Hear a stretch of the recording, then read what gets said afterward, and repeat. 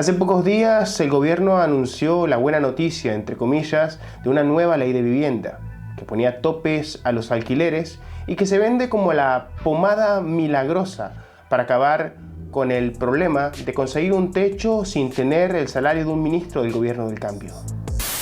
Una ley que no va en contra de nadie, más bien al contrario, favorece a todo el mundo. La nueva normativa establece que durante 2023 se aplicará el límite del 2% actual, mientras que en 2024 será el 3% a todos los contratos en vigor, independientemente del tamaño del tenedor. Eso entre otras cosas, pero como siempre hay que hacerse preguntas, y la primera pregunta es, ¿va esta ley a resolver el problema de fondo? Una exhaustiva investigación en Google nos da idea del panorama actual, y señores, no es bueno. Uno de los primeros problemas que salta a la vista es la cantidad de salario o el porcentaje de salario que se destina para alquilar, sobre todo en esa población que va entre los 16 y 29 años, o sea, los jóvenes. Un informe del Observatorio de Emancipación del Consejo de la Juventud de España concluye que en España, en promedio, el alquiler absorbe casi el 80% del sueldo de los más jóvenes. En comunidades como Castilla-La Mancha, alrededor de un 47,9% del salario va a parar en alquiler. En ciudades como Barcelona, los jóvenes destinarán hasta el 85% de sus ingresos a la renta, un 65% al resto de Cataluña. Un joven que alquile una vivienda en las Islas Baleares tendrá que dejarse de media hasta el 95,7% de su sueldo. En otras regiones como las Canarias, la Comunidad de Madrid y Euskadi, esa cifra está alrededor del 79,2%. Pero dejemos el tema juvenil a un lado y movámonos a un escenario un poco más global. Teóricamente, el salario bruto de los trabajadores en nuestro país es de 2.037 euros mensuales. Eso según los datos publicados por el Instituto Nacional de Estadística. Sabiendo esto, aquellos que quieran arrendar un piso de 80 metros cuadrados deberán destinar más del 43% de su sueldo a pagar la renta del alquiler. La situación no es simpática. El propio Banco de España advierte que no es conveniente que se destine más del 35% del salario a pagar el alquiler ni la cuota de una hipoteca.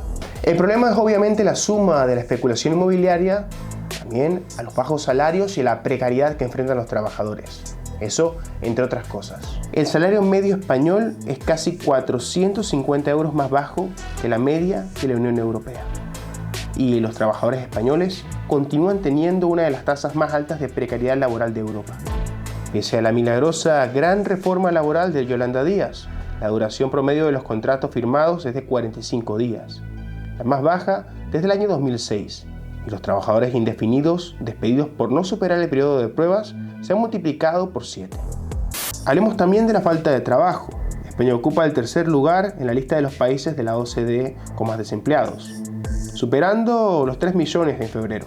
Pero la peor parte se lo llevan los más jóvenes. 4 de cada 10 de los nuevos parados en la Unión Europea perdieron su trabajo en España. Humildemente, creo que puedo ser útil a nuestro país. Hoy, humildemente, voy a dar un paso adelante. Hoy quiero ser la primera presidenta de nuestro país. Quiero ser la primera presidenta de España.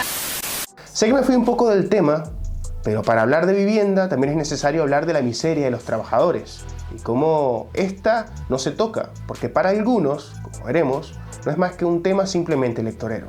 Como ejemplo, tenemos lo de Pedro Sánchez, que anunció que se destinarán 50.000 viviendas de la Sareb para alquileres asequibles.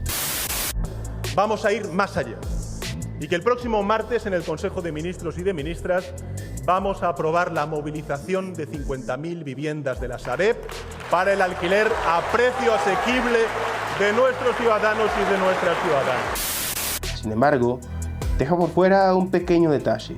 La Sareb solo dispone de 15.600 viviendas en las regiones tensionadas. El 70% de ellas están en pequeñas ciudades. Viendo lo que no toca esta ley, se puede saber cuál es su intención. Y no es la de poner un techo encima de la cabeza de cada español, sino generar simpatías en el marco de las elecciones. ¿Será que la solución tendrá que ser preguntar a aquellos que saben del mercado inmobiliario? Aquellos que pasan de vivir en un barrio obrero a un chalet en Galapagar.